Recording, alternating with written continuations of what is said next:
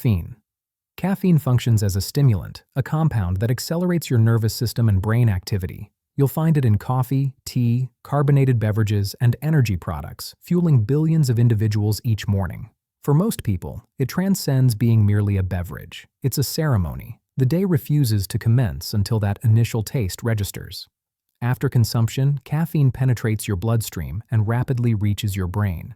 There, it obstructs a compound called adenosine, which signals to your brain that fatigue has set in. So caffeine doesn't actually provide energy. It merely conceals your exhaustion. Your neurons begin activating more rapidly. Your cardiac rhythm strengthens, and abruptly, you feel more acute, more present. Within 20 to 30 minutes, maximum intensity arrives. You're concentrated, stimulated, and driven.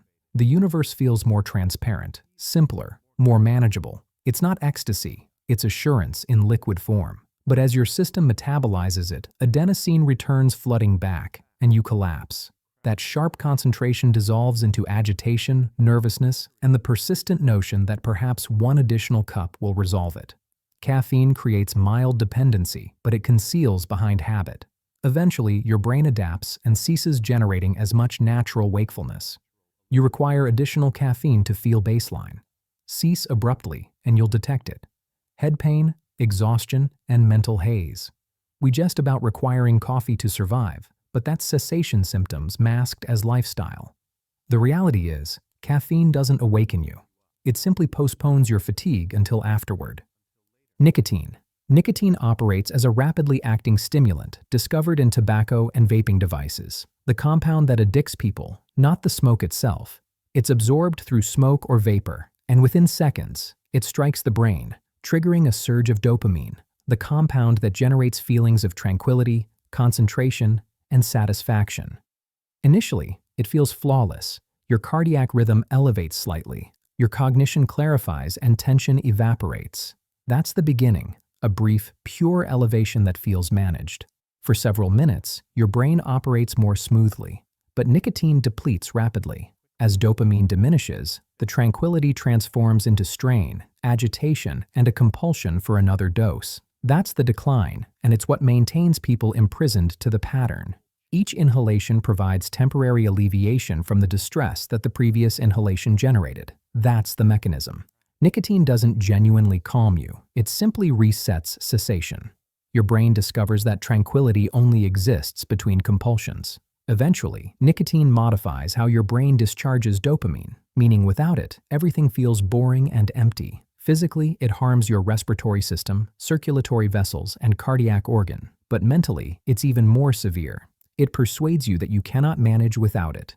Alcohol. Alcohol functions as a suppressant, meaning it decelerates your brain and nervous system. It's consumed everywhere at gatherings, meals, festivities, mourning. People consume to relax, to escape, or simply to fit in. Once it penetrates your bloodstream, it initiates disrupting how your brain transmits information internally. Initially, that feels pleasant. The beginning delivers warmth, ease, and a feeling of assurance. You feel more accessible, more gregarious. Your cognition settles, your body eases, and the instant feels effortless. For a period, alcohol appears like the solution to bonding. Then arrives maximum intensity. Reasoning diminishes, feelings escalate. You communicate more loudly, react more intensely, maybe transgress boundaries you wouldn't when sober. The body initiates losing equilibrium. Physical coordination deteriorates, but the brain still perceives like everything's acceptable. That's the deception. Alcohol decelerates your brain while persuading you you're still maintaining authority. Eventually, the decline strikes. The enjoyment tilts into depletion. The warmth becomes burdensome. The sensation becomes unclear. Hours afterward, you're parched, nauseated, and unclear. The subsequent morning, your brain chemistry collapses entirely. The aftermath. Alcohol is addicting in subtle, recognizable ways. The more frequently you consume, the more your brain anticipates it to ease. Soon, you're not consuming for enjoyment, but simply to feel baseline. Eventually, it harms your hepatic organ, weakens your cardiac organ, and deteriorates your self-regulation. It's a compound that generates the feeling of vitality while gradually numbing everything that generates your humanity. Cannabis. Cannabis is a psychoactive substance derived from the marijuana vegetation. It's most frequently smoked, vaped, or consumed as an edible. The primary active compound is THC, which engages with the brain's endocannabinoid system, the network that manages emotional state, recollection, and awareness. When THC penetrates the bloodstream, it accelerates to the brain and attaches to receptors that typically process natural compounds called anandamides, molecules that assist you feeling eased and stable. That's when the beginning strikes. Time decelerates, your senses intensify, and everything feels marginally more amusing, warmer, gentler. At its maximum intensity, cannabis can amplify innovation and composure or shift into bewilderment and suspicion depending on the quantity and mental state. Music sounds more profound, colors feel more powerful, and concepts appear significant. It's a warping of typical perception that feels simultaneously dreamlike and concentrated. As the decline initiates, cognition decelerates, communication wanders, and fatigue establishes. For some, it's mild. For others, it's substantial, an invisible haze that persists into the subsequent morning. Cannabis is mildly addicting, but primarily psychologically. Consistent use can numb drive, interfere with brief-term recollection, and in substantial quantities, provoke nervousness or alarm. It's frequently labeled innocuous, but it quietly reconstructs how your brain compensates ease. Cocaine. Cocaine is a potent stimulant derived from coca vegetation. It's most typically inhaled as a white powder, but can also be smoked or administered. Once it penetrates the bloodstream, it saturates the brain with dopamine, obstructing your body from reabsorbing it. Abruptly, your brain is submerged in pleasure transmissions. The beginning is nearly immediate, a surge of ecstasy, vitality, and assurance. Your cardiac organ pounds, your pupils expand, and your brain feels charged. Every cognition feels magnificent. Every action feels flawless. You feel invulnerable. At maximum intensity, you're rapid, concentrated, and present. But the brain's compensation system is already depleting through its resources. The elevation is acute and brief. Within minutes, dopamine concentrations collapse, and the decline hammers in. Nervousness escalates, emotional state descends, and depletion strikes. You desire more simply to feel baseline again. Cocaine is intensely addicting. The brain rapidly discovers to associate it with pleasure, drive, and authority. But it's a deception. Each dose reconstructs you to require another. Eventually, it harms the cardiac organ, constricts circulatory vessels, and reconstructs brain chemistry so profoundly that satisfaction without it feels unattainable. MDMA. MDMA, more commonly recognized as ecstasy or Molly, is a laboratory-produced stimulant and hallucinogen. It's typically ingested as a tablet or capsule at gatherings or nightclubs. The compound saturates your brain with serotonin, dopamine, and oxytocin, the trio accountable for contentment, compensation, and bonding. As the beginning initiates, warmth distributes through your body, music sounds fuller, illumination gleams, and sensation feels charged. You feel profoundly bonded to companions, to unknown individuals, to everything surrounding you. The brain is operating on maximum compassion. At maximum intensity, serotonin concentrations surge and the universe feels flawless. You move for hours. You communicate continuously. You feel boundless. But MDMA depletes through the brain reserve of serotonin so rapidly that within hours, the decline initiates. Feeling evacuates out of you, substituted by vacancy, melancholy, or depletion. The elevation departs as abruptly as it arrived. Used excessively frequently, MDMA harms the neurons that discharge serotonin, generating natural contentment more challenging to achieve. Physically, it can overheat your body, dehydrate you, and in uncommon situations, trigger organ collapse. It's labeled a affection substance because it generates you feel bonded to everyone. But when it's concluded, you comprehend that bonding was compound, not genuine, and your brain's remaining compensating the expense. LSD. LSD is a hallucinogen, a consciousness-altering compound that entirely reconstructs how your brain processes perception. It's typically consumed on minuscule papers positioned on the oral cavity, and the quantity you absorb is microscopic, calculated in millionths of a gram.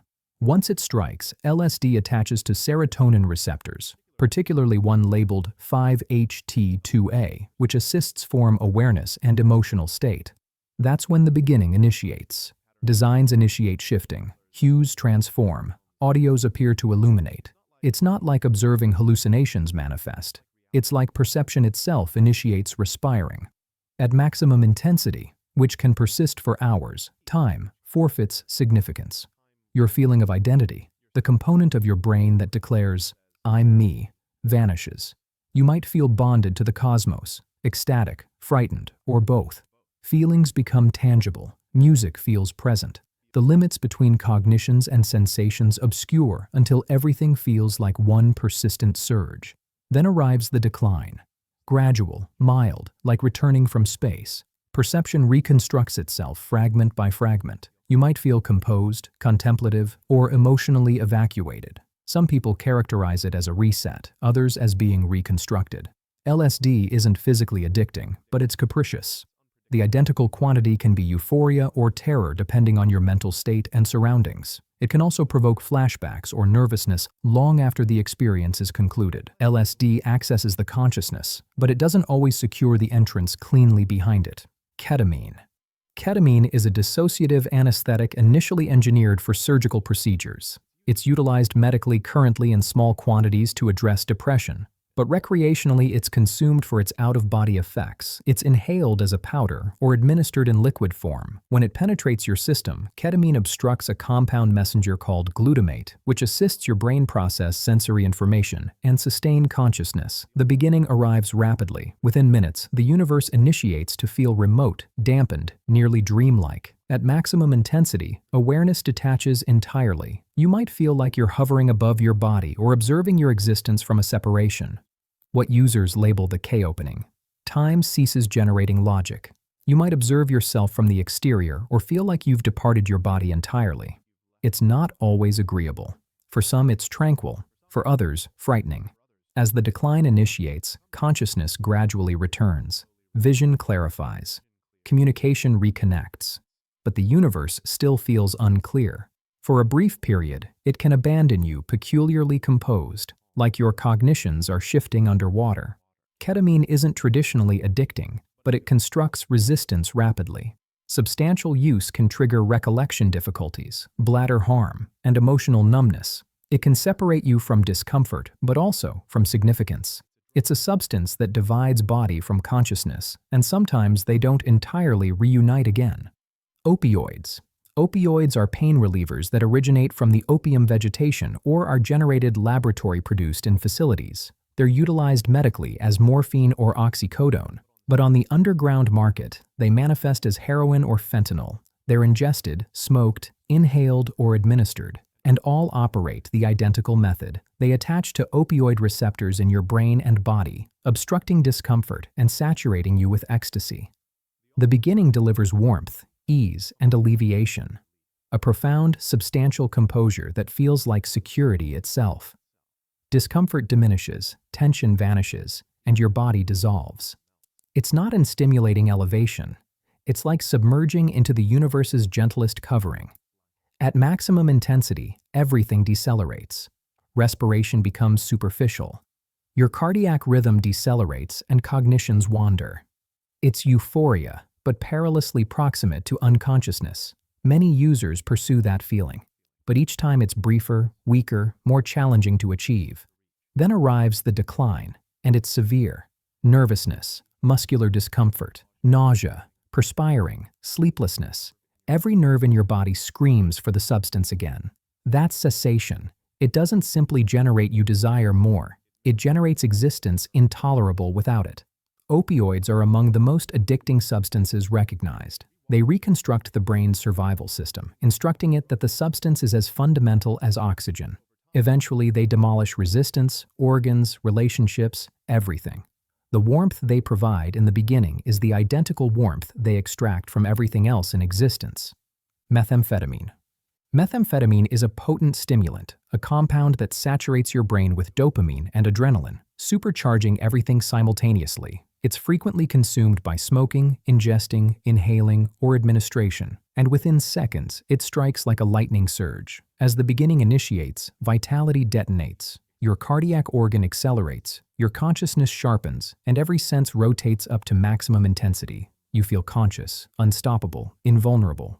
Communication becomes rapid, cognitions shift more rapidly than language, and rest feels entirely unnecessary. At maximum intensity, the surge is pure power. Assurance transforms into ecstasy. Drive becomes fixation. You might organize your entire residence, communicate for hours, or pursue an objective that abruptly feels like fate. It feels like authority, but your brain's simply depleting through its entire dopamine reserve in one session. Then arrives the decline, and it's brutal. Vitality evaporates. The consciousness collapses into depletion, melancholy, and suspicion. The universe feels colorless, gradual, and vacant, a compound aftermath that can persist for days. Meth is exceptionally addicting. Each elevation reconstructs your brain to desire that surge again while demolishing the system that generates pleasure naturally. Eventually, it generates to severe weight reduction, sleeplessness, hallucinations, and recollection reduction. Meth provides you vitality that feels boundless until you comprehend it's extracted from your perspective identity. Psilocybin, more commonly recognized as magic mushrooms, is a hallucinogen discovered in certain fungi. It's consumed raw, prepared as beverage, or pulverized into capsules. Once consumed, the body transforms psilocybin into psilocin, which engages with serotonin receptors in the brain. The beginning initiates within half an hour. Your senses sharpen, designs glimmer, and perception initiates to undulate. Amusement arrives effortlessly. Music feels present. You're conscious of everything simultaneously. Your body, your respiration, the atmosphere surrounding you. At maximum intensity, awareness transforms entirely. Hues vibrate, time extends, and you may feel a profound bonding to environment, recollection, or feeling. Some characterize it as enlightenment, others as disorder.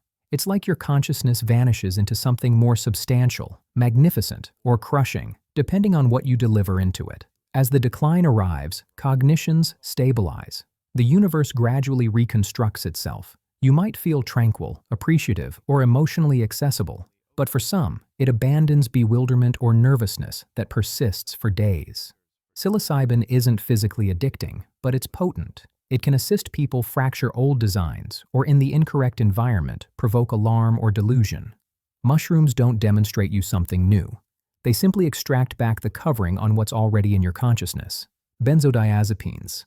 Benzodiazepines, or benzos, are sedatives prescribed to address nervousness, alarm episodes, or sleeplessness. They're typically consumed as tablets, and they operate by amplifying GABA, a brain compound that decelerates function and delivers composure. After ingesting one, the beginning feels like alleviation. Muscles relax, cognitions settle, and the universe ceases feeling so acute. Your cardiac organ decelerates, your body eases, and tension wanders away like mist. At maximum intensity, everything feels gentle and remote. Concern diminishes, time wanders, and rest arrives effortlessly. But as the decline initiates, drowsiness transforms to bewilderment, recollection deteriorates, and feeling compresses. With consistent use, the brain forgets how to remain composed without it. Benzos are intensely addicting, especially when utilized beyond prescription. Eventually, resistance constructs rapidly, meaning you require more for the identical composure. Ceasing abruptly can trigger nervousness, trembling, or even convulsions, a cessation that can be perilous without medical assistance. They settle your consciousness, but quietness can be addicting. The peril isn't the composure they deliver, it's how effortlessly they persuade you that you cannot survive without them.